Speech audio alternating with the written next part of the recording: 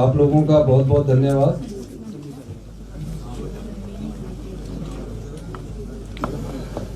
ये बजट व्यवस्था परिवर्तन से आत्मनिर्भर हिमाचल की को रेखांकित करते हुए प्रकट किया गया है। हमारा प्रयास है कि प्रदेश की ग्रामीण अर्थव्यवस्था को मजबूत किया जाए। प्रदेश की ग्रामीण अर्थव्यवस्था पर पिछले कई सालों से ध्यान नहीं दिया गया। जो हमारे प्रदेश में कृषि पर आधारित 69% के करीब अपना जीवन यापन निर्वाह करते हैं, वो कृषि से विमुख हो रहे हैं। हमने प्रयास किया है कि अगर आत्मनिर्भर हिमाचल को बनाना है तो समाज के सभी वर्गों का उत्थान किया जाना सुनिश्चित करना पड़ेगा। समाज का एक वर्ग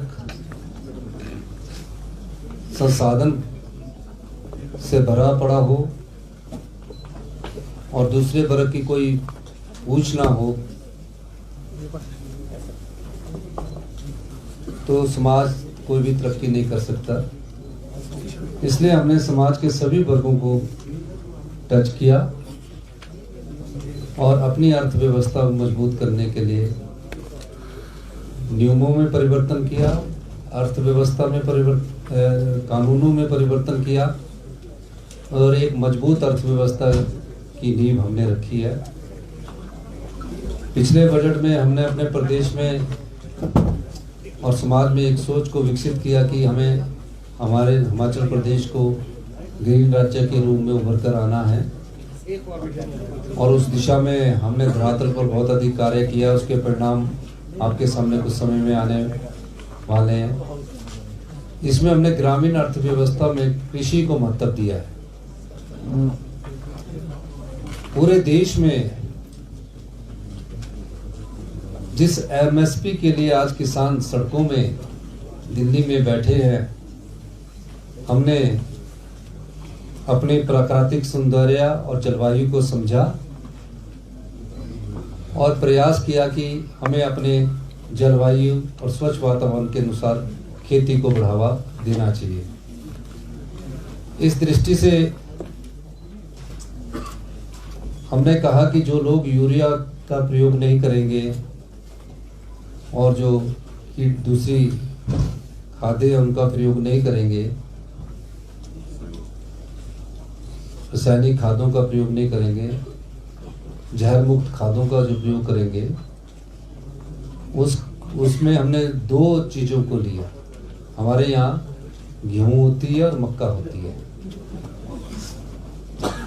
और शिमला में बागवान हमारे होते हैं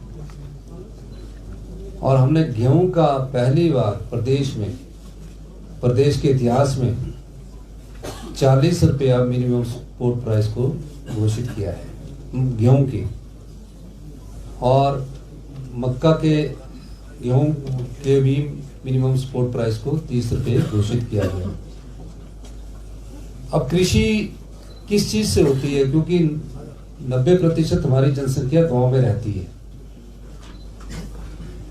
तो हमने देखा कि कृषि का एक अंग पशुपालन भी है और किस प्रकार प्राकृतिक खेती में जाना है तो उसके लिए गोबर की जरूरत होती है। हमारी सरकार को अभी 14 महीने हुए हैं और 14 महीने में हमने गाय के दूध में 13 रुपए की वृद्धि की,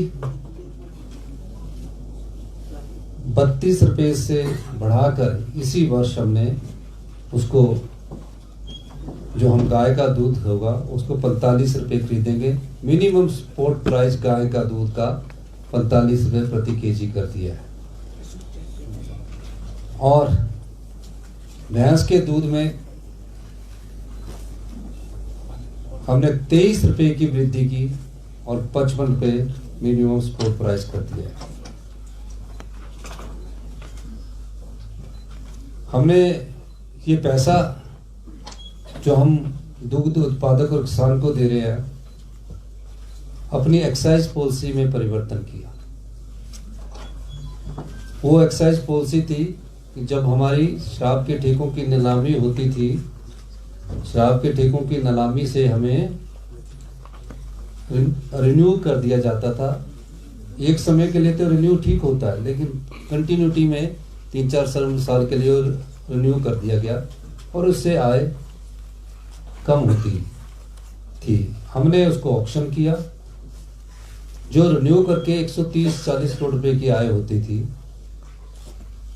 जब हमने ऑक्शन किया तो 40% की उसमें वृद्धि दर्ज की गई और 140 करोड़ से वो 359 करोड़ रुपया हो गया, 359 करोड़ रुपया हो गई। और हमने देखा कि हमने उस पर 10 रुपए का मिल्क सेस लगाया। पिछली सरकारें कभी हिम्मत नहीं कर पाई कि कोई सेस लगाया जाए, कोई वो लगाया जाए, पर हमने किसान और दुग्ध उत्पादक के लिए सेस लगाया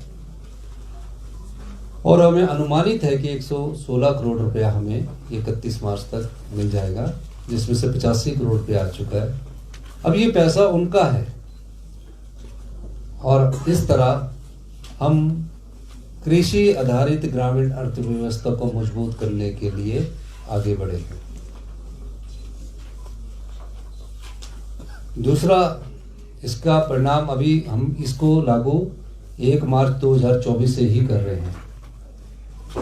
फिर ग्रामीण अर्थव्यवस्था कैसे आगे बढ़े, हमने पूरा स्टडी किया, पूरा अध्ययन किया। हम 14 लाख घंटे 14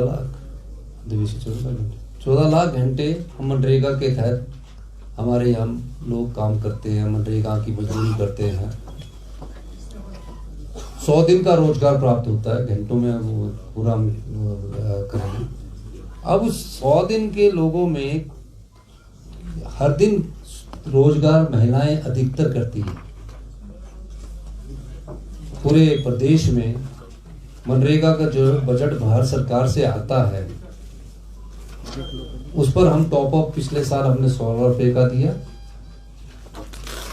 मैंने सोचा कि अगर अर्थव्यवस्था को हम सीधे और तेजी से आगे बढ़ना है और 2027 तक हिमाचल को आत्मनिर्भर बनाना है और 2032 तक हिंदुस्तान का सबसे समृद्धशाली और अमीर राज्य बनाना है, तो हमें इस पर जरूर फोकस करना पड़ेगा। और पहली बार 60 रुपए की बढ़ोतरी कर दी गई। 60 रुपीज की बढ़ोतरी कभी नहीं हुई